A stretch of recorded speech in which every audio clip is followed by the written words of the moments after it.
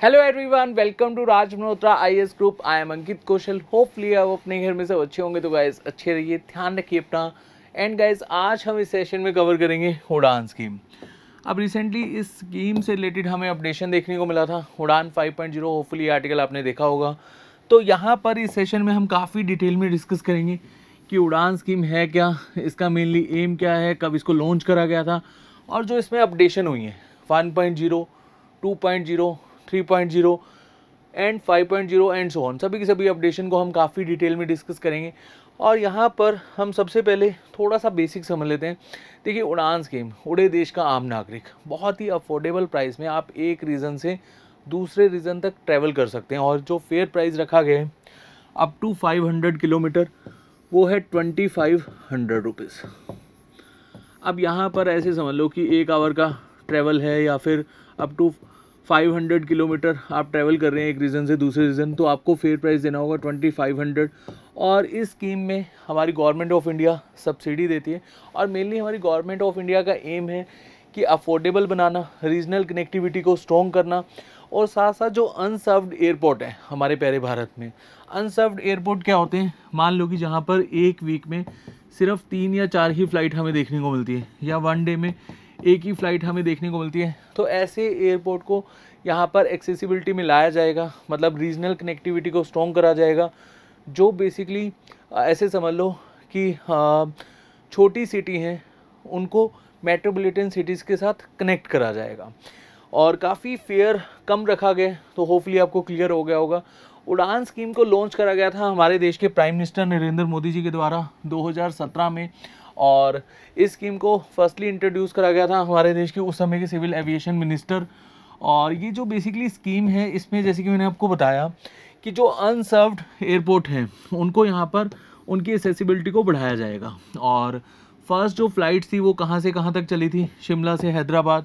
और 1 आवर का जो फेयर है बहुत ही कम, 2500 या फिर अप टू 500 किलोमीटर आप समझ सकते हो। और जो 50% जो सीट्स हैं उनका प्राइस 2500 रुपीज़ ही रखा गया। अब मेनली एम क्या है, अगर हम सिंपल वर्ड्स में बात करें तो देखिए, जो लैंड ट्रैफिक है वो काफ़ी ज़्यादा बढ़ चुका है। और अभी के लिए अगर हम एयर ट्रैफिक की बात करें तो उसको अप टू 18% बढ़ाया जाएगा, जिससे कि जो लैंड ट्रैफिक है वो कम हो सके। और अगर रीजनल कनेक्टिविटी को स्ट्रॉन्ग करना है तो गवर्नमेंट ऑफ इंडिया को यहाँ पर डेफिनेटली इस तरह की स्कीम को लॉन्च करने की ज़रूरत थी। अगर गवर्नमेंट ऑफ इंडिया सब्सिडी देगी तभी ही इस तरह की स्कीम सक्सेसफुल होती, और ये स्कीम सक्सेसफुल हुई भी है। कैसे हुई है हम काफ़ी डिटेल में सेशन में कवर करेंगे। और अभी के लिए यहाँ पर हम टॉपिक से रिलेटेड क्वेश्चन देख लेते हैं। तो देखिए, 3 स्टेटमेंट हमारे पास गिवन है।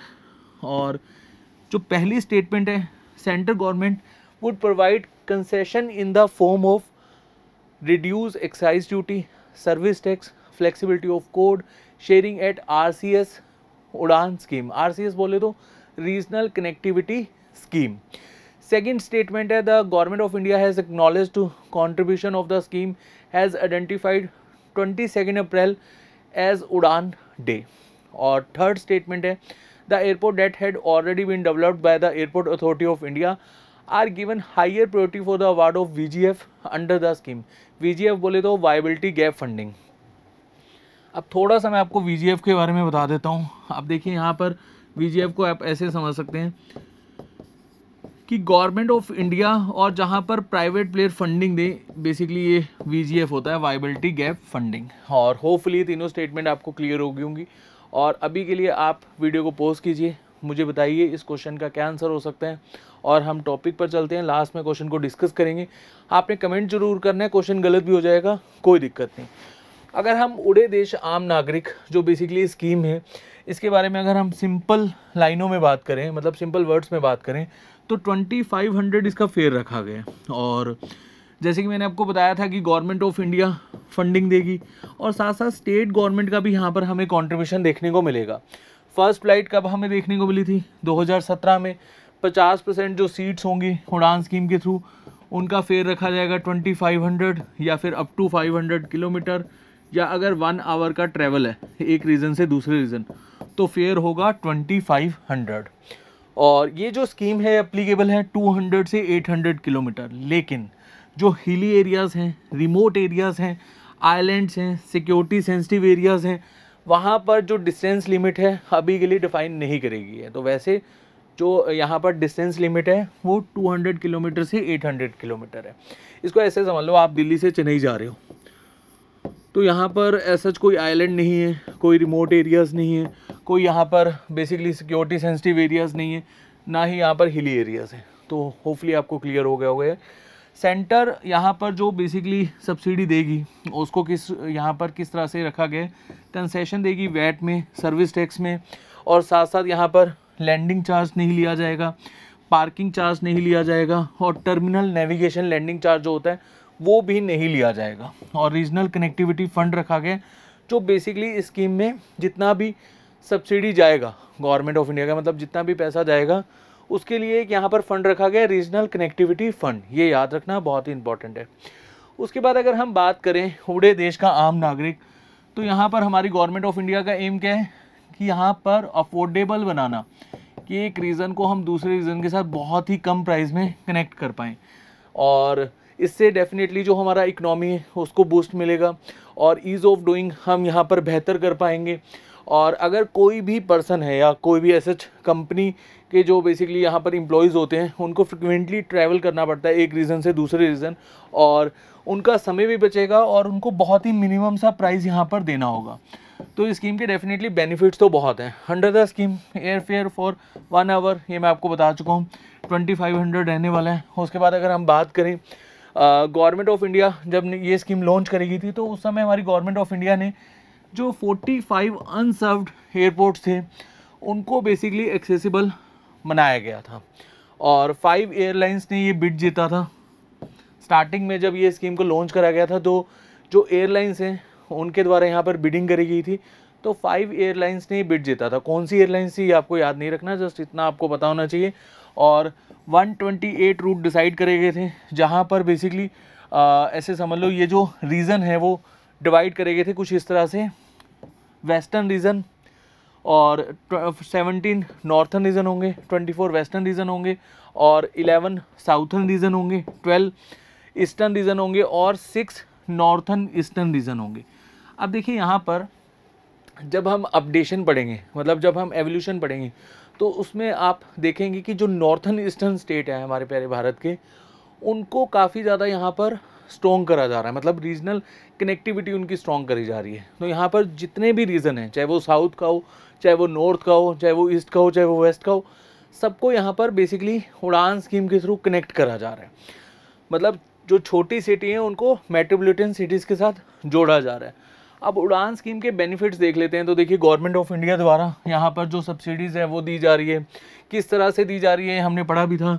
जो एक्साइज ड्यूटी है उसको रिड्यूस करा जाएगा, सर्विस टैक्स को रिड्यूस करा जाएगा, flexibility of code sharing at the RCS उड़ान airport, and regional connectivity fund यहाँ पर रखा गया है। और उसके साथ साथ जो स्टेट गवर्नमेंट है वो यहाँ पर 20% अपना कंट्रीब्यूशन देगी।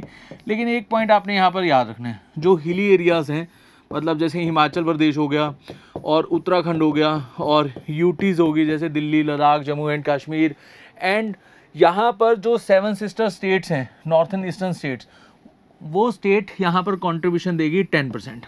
हालांकि हिमाचल प्रदेश का भी यहाँ पर कंट्रीब्यूशन 20% ही है, लेकिन आप याद रखिएगा जो हिली एरियाज़ हैं उनको यहाँ पर बेसिकली जो एक तरह से कंट्रीब्यूशन है वो कम देना पड़ता है।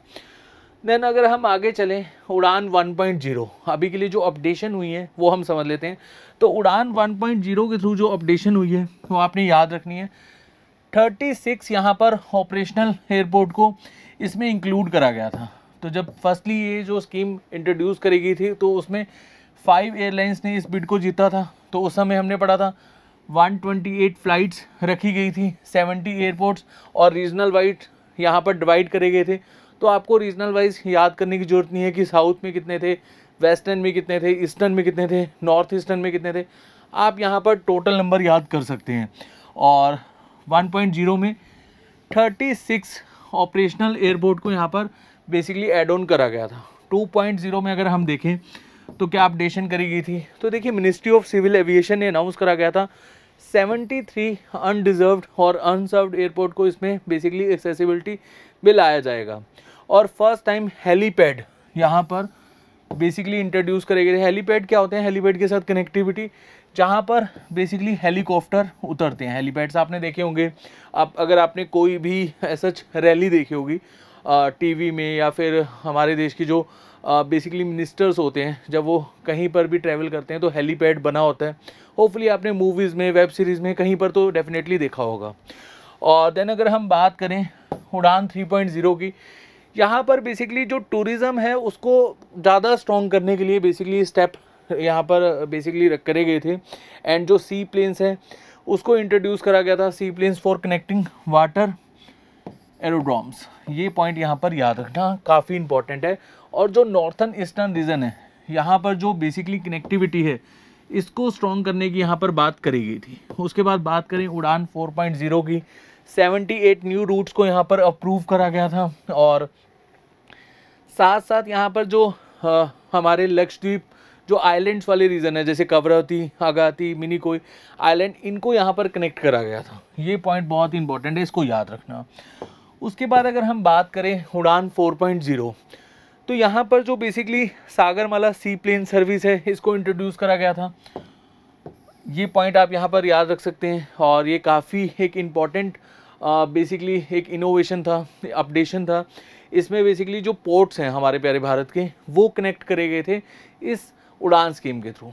चलिए, उसके बाद अगर हम बात करें कृषि उड़ान की, अब देखिए हमारे प्यारे भारत में आपको पता है जो बेसिकली एग्रीकल्चर है, और एग्रीकल्चर हमारा प्यारा भारत कृषि प्रधान देश है।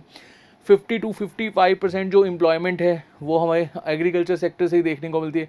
कंट्रीब्यूशन में भी जो जीडीपी में कंट्रीब्यूशन है वो भी अच्छा खासा है, लगभग 18% का।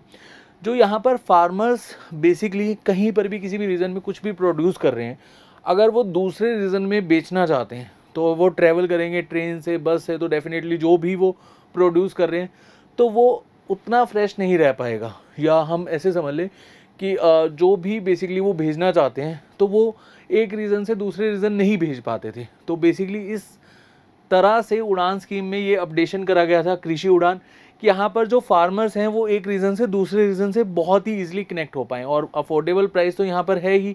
तो ये स्कीम को बेसिकली कृषि उड़ान, तो यहाँ पर फर्दर जो अपडेशन हुआ था वो काफ़ी ज़्यादा यहाँ पर एक तरह से हमारी गवर्नमेंट का एक नेक्स्ट स्टेप था, नेक्स्ट लेवल स्टेप था, ऐसे समझ सकते हैं। The scheme aims to ensure seamless, cost effective, time bound air transportation associated logistic for all agri producer, जो भी बेसिकली रीजन्स हैं, और नॉर्थन ईस्टर्न स्टेट्स को भी यहाँ कनेक्ट करा गया था। अब देखिए बार बार आप यहाँ पर समझ रहे हैं नॉर्थन ईस्टर्न स्टेट्स, और हमारे भारत में अगर हम समझें कि ऐसा कौन सा रीज़न है जो उतना डेवलप नहीं हो पाया जितने अदर रीजन्स हुए हैं, तो वो है नॉर्थन ईस्टर्न स्टेट्स। तो हमारी गवर्नमेंट ऑफ इंडिया का मेनली एम ये है कि जो नॉर्थन ईस्टर्न स्टेट्स हैं उसको भी हम मेन स्ट्रीम के साथ कनेक्ट करें और वहाँ पर भी डेवलपमेंट हमें देखने को मिले। तो होपफुली आपको क्लियर हो गया होगा। जो ट्राइबल रीजन है उनको भी बेसिकली यहाँ पर कनेक्ट करा जा रहा है। देन इंटरनेशनल उड़ान की अगर हम बात करें, अच्छा इससे पहले एक कोविड के समय में हमें देखने को मिला था, तो वो आपने यहाँ पर याद रखना है। और जो कोविड के समय में बेसिकली जितनी भी जैसे कोविड से रिलेटेड जो वैक्सीन्स हैं या फिर अदर जो प्रोडक्ट्स हैं वो बेसिकली एक जगह से दूसरे रीजन तक पहुंचाए गए थे। तो लाइफलाइन उड़ान, ये याद रखना, लाइफलाइन उड़ान। उसके बाद इंटरनेशनल उड़ान। अब देखिए जो जो बेसिकली छोटी सिटीज़ होती हैं वहाँ से अगर हम किसी भी दूसरे देश में जाना चाहते हैं तो नहीं जा सकते थे, तो हमें मेन एयरपोर्ट्स में आना पड़ता था। जैसे दिल्ली का एयरपोर्ट हो गया, अगर हम नॉर्थ साइड की बात कर रहे हैं तो हम वहाँ जाते थे और देन हम दूसरी कंट्री में जा पाते थे, मतलब वहीं से हमें बेसिकली जो एयर टिकट है वो मिलती थी। अभी के लिए अगर हम बात करें तो जो छोटी सिटीज़ हैं उनको भी बेसिकली एक्सेसिबिलिटी में लाया गया है और वो फॉरेन डेस्टिनेशन वहाँ से भी हम इजीली कर सकते हैं। तो बेसिकली इंटरनेशनल उड़ान भी यहाँ पर हमारी गवर्नमेंट ऑफ इंडिया के द्वारा लॉन्च करी गई थी। अब उड़ान 5.0 में क्या अपडेशन हुई है, तो ये जो स्लोगन है इससे ही आप समझ सकते हैं, अब उड़ेगा देश का हर आम नागरिक। पहले क्या था उड़ान स्कीम का यहाँ पर मोटो, उड़े देश का आम नागरिक। अब यहाँ पर मोटो क्या है, उड़े देश का हर आम नागरिक। तो यहाँ पर इस स्कीम को इस तरह से बेसिकली एक्सेसिबिलिटी में लाया जाएगा कि जो भी हमारे प्यारे भारत के रीजन्स हैं उनको बेसिकली कनेक्ट करा जाएगा। और यहाँ पर 100 बेसिकली जो कनेक्टिविटी है अनसर्व्ड, सॉरी मैं 1000 लिख दिया, 100 अनसर्व्ड जो बेसिकली एयरपोर्ट्स हैं उनको यहाँ पर कनेक्ट करा जाएगा। अभी के लिए जो ये स्कीम के बेनिफिशियल्स हैं वो 11 करोड़ के आसपास हैं। तो यहाँ पर जो बेसिकली जो संख्या है जो स्कीम के थ्रू बेनिफिट्स ले रही है उनको भी, उस नंबर को भी यहाँ पर बढ़ाया जाएगा। तो होपफुली यहाँ पर 5.0 का जो एम है वो आपको क्लियर हो गया होगा। और 1000 रूट्स यहाँ पर बेसिकली ऐड ऑन करे जाएंगे, 50 एडिशनल एयरपोर्ट्स यहाँ पर ऐड ऑन करे जाएंगे, heliports and helipads and aerodromes. तो बेसिकली हर तरह से यहाँ पर कनेक्टिविटी को स्ट्रॉन्ग करा जाएगा। उसके बाद क्वेश्चन में चलते हैं। होपफुली ये क्वेश्चन आपने अटैम्प्ट कर लिया होगा, और अगर आपने नहीं करा तो अभी भी वीडियो को पॉज करके आप क्वेश्चन को खुद से अटैम्प्ट करें। देखिए जब आप क्वेश्चन को खुद से अटैम्प्ट करते हैं ना, और अगर क्वेश्चन ठीक हो जाता है तो एक कॉन्फिडेंस लेवल काफ़ी ज़्यादा हमें देखने को मिलता है खुद में कि हाँ हमारा क्वेश्चन ठीक हो गया, और हमें कुछ ज़्यादा ही फैक्ट्स जानने को मिले होंगे, मतलब कुछ एक्स्ट्रा ही फैक्ट्स जानने को मिले होंगे सेशन में। अगर क्वेश्चन गलत हो जाता है तब भी कोई बात नहीं, पूरा सेशन हमने कवर कर लिया तो ये क्वेश्चन आप बहुत ही ईजिली अटैम्प्ट भी कर लोगे अभी अभी। तो जो पहली स्टेटमेंट है वो आपकी यहाँ पर ठीक हो जाएगी।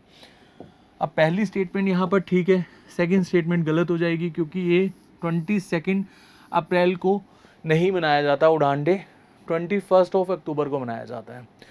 और उसके बाद बात करें airport that had already been developed by the airport authority of India are given higher priority for the award VGF। ये भी स्टेटमेंट आपकी बिल्कुल सही हो जाएगी। तो फर्स्ट एंड थर्ड, तो ऑप्शन डी आपका बिल्कुल सही हो जाएगा। तो हाँ जी, क्वेश्चन आपको क्लियर हो गया होगा। आज 22 अप्रैल को बेसिकली क्या होता है, अक्षय तृतीया। तो आप सबको बहुत बहुत मुबारक अक्षय तृतीया की। और आज ईद भी है तो ईद मुबारक, एंड साथ साथ आज अर्थ डे भी है। तो अपनी अर्थ के लिए आपको कुछ ना कुछ कंट्रीब्यूशन करना चाहिए। तो होपफुली सेशन में जितने भी पॉइंट्स हमने कवर करे, जितने भी फैक्ट्स हमने कवर करे वो आपको क्लियर हो गए होंगे। नेक्स्ट सेशन में बहुत जल्द मिलेंगे, तब तक के लिए अपना ध्यान रखिए। Thank you so much.